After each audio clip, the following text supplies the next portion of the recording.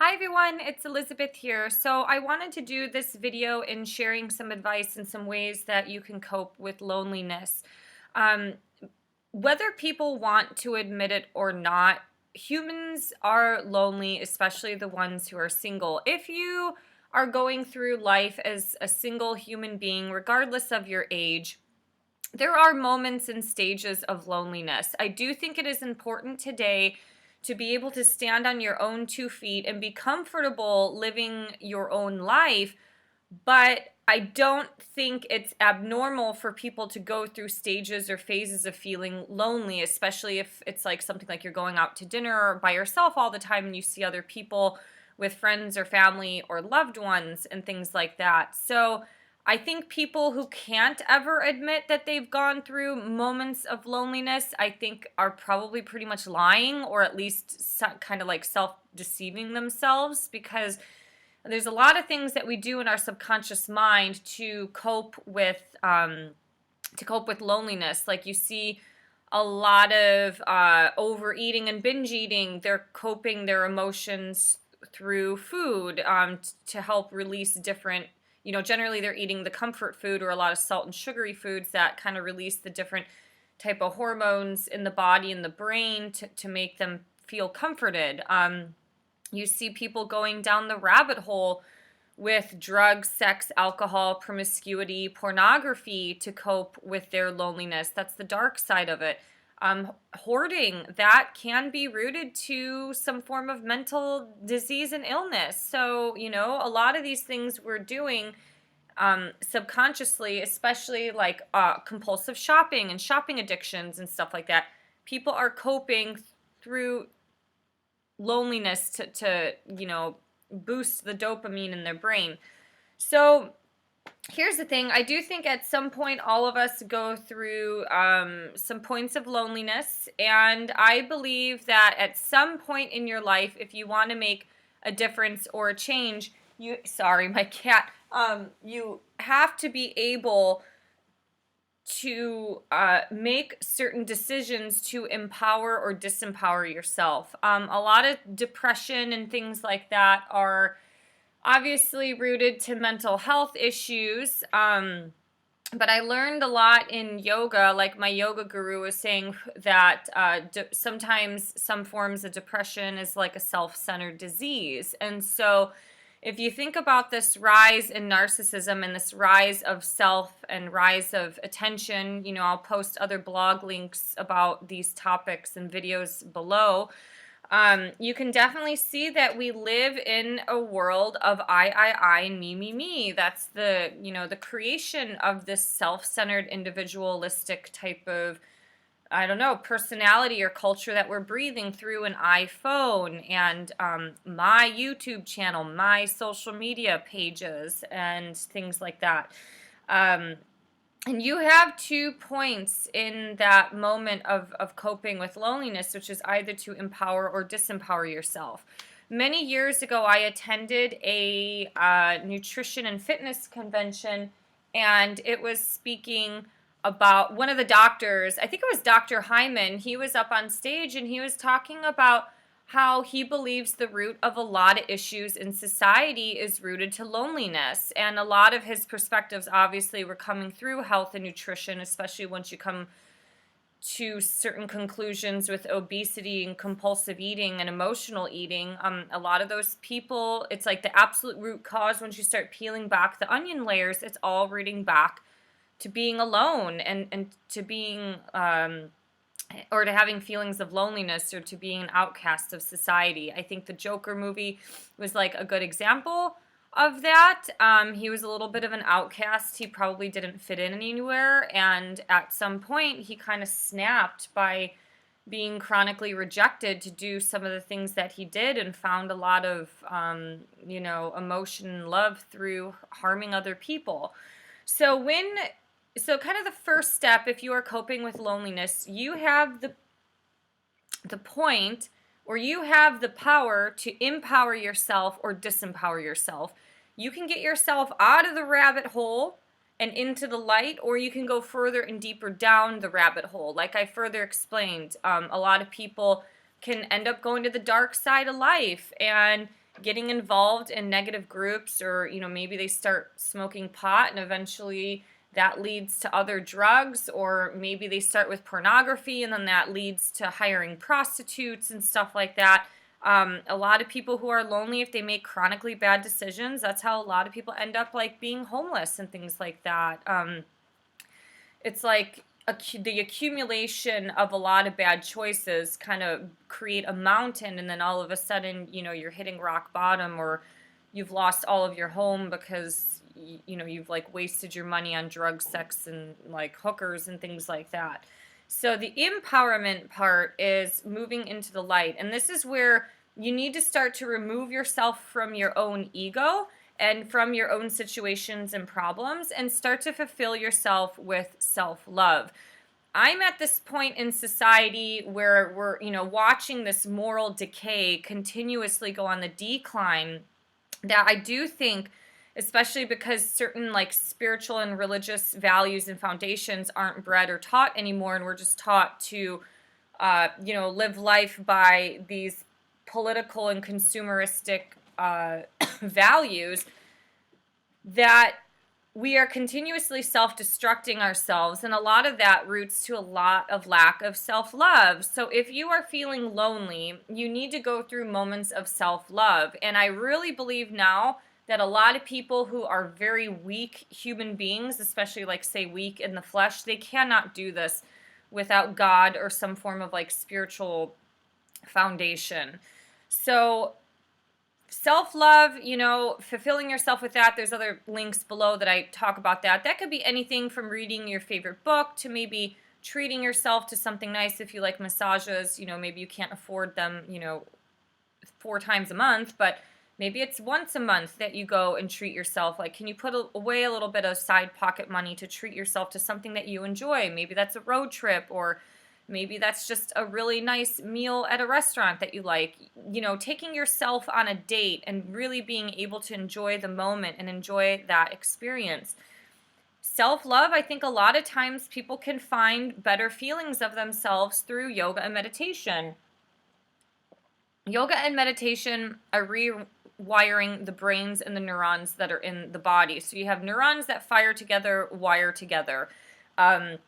And if you do this consistently over a long period of time, you're going to see a difference. I teach an online community college course to community college kids about yoga, and the 10-week quarter, they have to write a yoga journal, which is basically like a blog for the entire semester. And a lot of people do see, physiological changes like, wow, my balance improved, or my flexibility is great.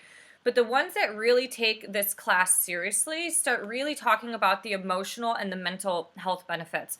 Whether that's just them being able to concentrate on a test more, like they're not filled up in their head with mental anxiety, or a lot of them, they find that they sleep better, or that they actually just feel better about themselves, or that their depression isn't as bad as what it was 8 weeks ago in the beginning of the course, or before the course even started. So they're learning about these tools and methods that doesn't necessarily, and so, the kids that I teach are in Walla Walla, and a lot of that, Walla Walla was a very predominant Christian town, that they had a lot of like Seventh-day Adventists. So you have a lot of Christian people there, that this stuff is not replacing their Christian values with Hinduism or anything like that. It is basically helping them on their path. And some students have found that they're like, wow, yoga's really helped me, and it's kind of also helped me with my walk and path with Jesus Christ and things like that. So it's really quite fascinating, because I believe these ancient tools that have been used by other cultures and society now can really help us, because mental health and our mental energy is so extreme, and we cannot think about just staring at artificial light from these computer screens and not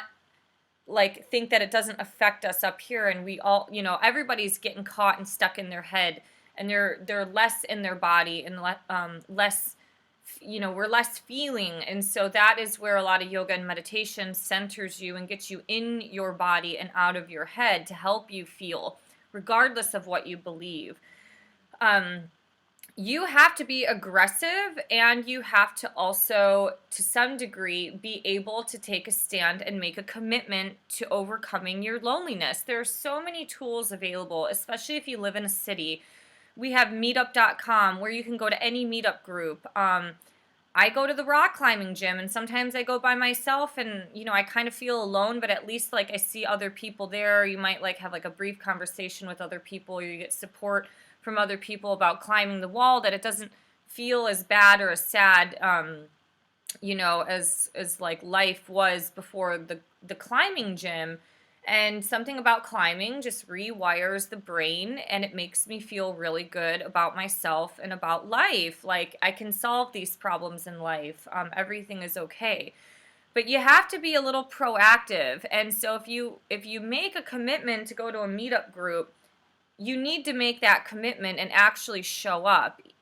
Relearning and retraining yourself to be social again is not easy, but like anything, the more you do it, the easier it gets. And I went through that time period when I had to relearn to be social again after my ex-husband left me, because he was, we were both like social butterflies, but he was definitely more outgoing and aggressive, and he definitely made us more friends than I did.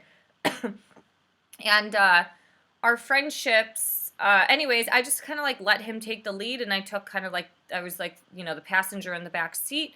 And I was like, oh my God, I had to learn to be social. I had to relearn how to like ask people questions on dates and stuff like that. It was such a weird experience, but it got easier. And now looking at myself today as compared to 2 years ago, it's so, so, so different. Absolutely so different that it doesn't, I don't have those fears and anxieties anymore. It might be a little shy showing up to, the meetup group for the first time, which is completely normal. But the more you do this, the easier it gets. You can go to a gym and sign up and start taking group fitness classes, like especially the more energetic ones, like cycling and spin or some circuit training, weight training. Those are all based on like team effort and teamwork. And there is a lot of that social energy, or just that camaraderie type of energy that's in the gym. I think it's why people love something as crazy and extreme as CrossFit, because there is a community that is also built in with, this extreme style of training. Like, people want to be liked. People want to be a part and accepted into a community. And so something like that will be very beneficial to help overcome with loneliness. I think keeping a journal, like really, something with yoga and meditation, a lot of these Eastern type of practices, they help you increase your self-awareness. When do you go through moments of like loneliness or kind of self-deflating thoughts?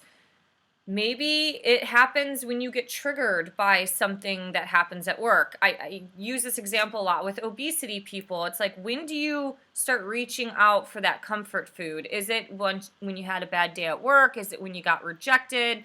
Did somebody trigger a wound? Or, are you just addicted to this type of eating? So keeping a journal and just noticing when to bring awareness of when you become this type of person who's either a victim of loneliness, or it starts to shift your mindset to where it's like the world sucks and things like that into your mind.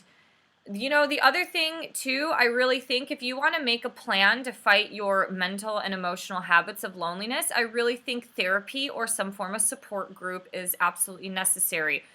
When I went through divorce, I had a lot, especially in those first 3 months, I was extremely alone. I was used to coming home to somebody. I was coming home to the same apartment where that person wasn't there.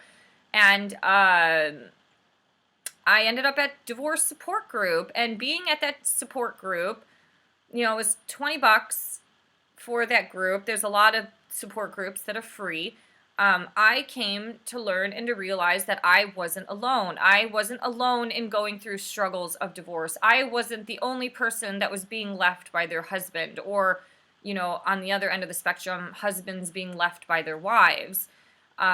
So I think getting some sort of counseling or going to a support group is absolutely necessary, especially because there are other people out there who are struggling with the same issues. And that in itself, I think, gets people to realize, like, hey, I'm not alone in this venture. Um, I think once you can start to release the attention, like I talked about earlier, it's like removing yourself from your own ego and your own problems, like getting out of your own self-centered world and self-pity and kind of victim blaming. It's like focus your attention more on other things and other people. You know, sometimes people have to sign up to do some sort of philanthropy to get out of their own I don't know, out of their own selfishness. I'm not saying just because you're lonely, you're selfish, but what I'm saying is from somebody who, you know, I can admit this, like in my 20s, I was definitely really self-absorbed. I think that's really a part of people who work in fitness. They're kind of like self-absorbed, especially physically. Like a lot of my self-absorption was based on my physical appearances. But I've had friends and family throughout, not necessarily family, but more friends who were definitely wise people. You know, we would have conversations about God or whatever, and they're like, well, let us both exit our own, like, selfish lifestyles and focus on something else. And I was like, oh, yeah. I'm like, that's really interesting because that made me reflect. I was like, ooh, yeah, I am really, you know, gone through these moments of being really selfish or just constantly, like, worrying about myself. Let's see. I think I'm trying to think of some other thoughts that I had. Anyways, this video is kind of getting long enough at this point. I will leave a lot of blog links below about empowerment and disempowerment, and also you know, other YouTube videos that I talked about with like self-love and things like that. But I really do believe, like my yoga guru in India told me, the spiritual person doesn't fear death and doesn't fear being alone. It's because the spiritual person is never alone. They're always with God. And I really do believe that having, you know, my spiritual foundations, because I was like the biggest Christian basher because of organized religion. I hated it. When I was younger, and I found there was a lot of hypocrisy, that I have come full circle in this life now, where I guess I would still consider myself a mystical Christian, but I felt like God met me halfway. You know, I had to go into the healing arts of meditation and yoga, and I find nothing wrong with the healing arts. I feel like when you can use the healing arts with solid Christian values or biblical values and walk forward in life, like whether that's with Jesus or God directly, like it's amazing.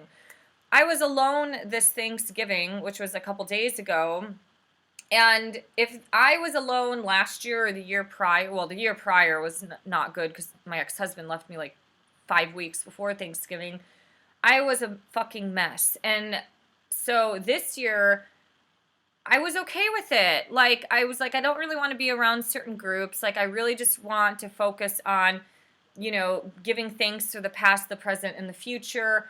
And I, you know, took little walks and sat in the sun on a rock off of Chuckanut Drive near Bellingham, and just basked in the sun, and also was just very thankful. And it's that relationship with God that it's like, I'm doing God's work. Like, show me the way. If the way for me is to continue to heal people, if the worst thing in my life right now is that I'm not in like a solid relationship or anything like that, like I accept it and it's okay. Like every human being craves love. That is not abnormal. I do not think people on this planet, we are not meant to walk alone. If you look at the animal kingdom, there are varying degrees of independence, but all of the animals work and live and hunt and move together in a tribe or in a community. Obviously, you have different packs, like not all lions stick together. They have their own packs and things like that. But I don't think we humans are meant to walk alone. And society has not really done a great job with this. And we are shifting into the new age. I'm an Aquarius, so I'm analyzing this from such a different lens that I see this rise in individuality. And I remember at the age of 20, when I was in Australia, I ate dinner at a Thai restaurant in Melbourne, Australia, and I was looking around at everybody. There was a part of me that just loved being alone. Like, I was able to do what I wanted. I could self-reflect and I could write in my journal, and that was really powerful. But I looked and I was like, God, if I end up continuing on this path where I shelter people out, I'm going to be alone like my uncle, and it's going to be a really lonely life. Like, you have to learn how to let people into your life as well. So, if you are lonely, you need to do a little bit of self-reflection as well. Like, do people invite you out and you always cancel, or you always, deny their invitation? You know what I mean? It's like, yeah, you have to show up and do the work as well. And that's where the empowerment piece comes in. It's like, I might be comfortable being lonely, but I prefer living life with another human being or sharing life with another human being, but I'm comfortable being alone. Comparing on the disempowered side, which is like, oh, I'm just so lonely and nobody loves me, no one cares about me, and things like that. Like, you got to get out of that mindset and get more into the empowered mindset. Anyways, these are some thoughts that I have. Check out blog links and video links below pertaining to this topic. And if you like my voice or my message, please subscribe to help me build this channel. And thank you for liking, sharing, and subscribing. And I'll talk to you guys next time. Bye.